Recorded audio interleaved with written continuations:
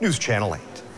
The cost of life versus death. When it comes to the death penalty, it isn't just about your beliefs, but also the cost to taxpayers. 8 on Your Side started asking questions when an emergency hearing took place in a Hillsborough County courtroom. We learned that a decision by the prosecutor's office can multiply costs by at least 10 when the death penalty is on the table.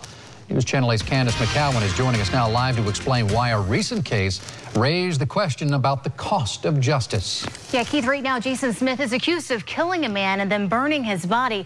At the last minute, his second-degree murder case became a death penalty case. In that emergency hearing, the state's decision not only delayed his trial, but would cost you as a taxpayer additionally in the hundreds of thousands of dollars. In simple words, we have to spend more time, more money, and it's covering a broader period of time. Hillsborough County Public Defender Julian Holt says her attorneys were ready to go for a second-degree murder case where Jason Smith is accused of killing a man, then setting his body on fire in an orange grove.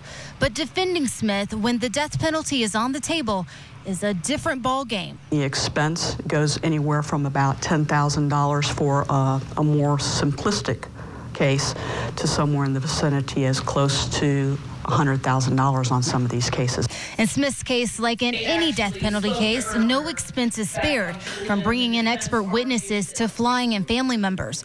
DeathPenaltyInfo.org estimates the state of Florida spends an additional $51 million each year to defend and prosecute the initial case and the many appeals involved with death penalty cases. You could keep someone in prison for multiple lifetimes and never spend the amount of money that it takes to put them to death once.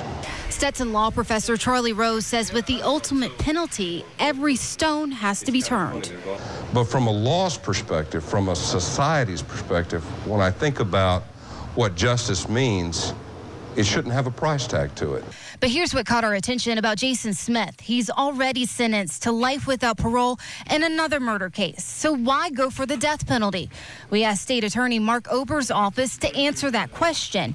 They declined. Statewide, we know the State Attorney Association's goal is to maximize the number and percentage of habitual and violent felony offenders who receive enhanced sentences. In Jason Smith's case, you have to wonder if the cost is worth the justice. Does it really stop people from committing crimes, the fact that it exists?